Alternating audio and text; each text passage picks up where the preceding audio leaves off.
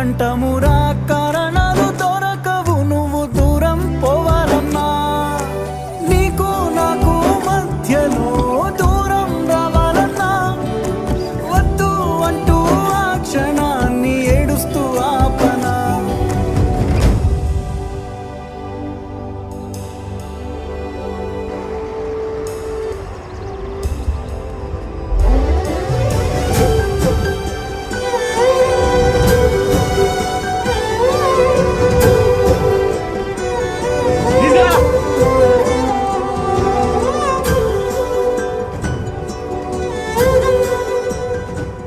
హైదరాబాద్ లో డిమ్ము లేకుండా అర్థమవుతుందా?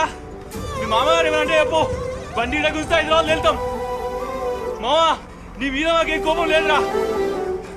దీని అమ్మాయి పరిసరాలన్నీ మేము చూసుకుంటాం. మంచిగా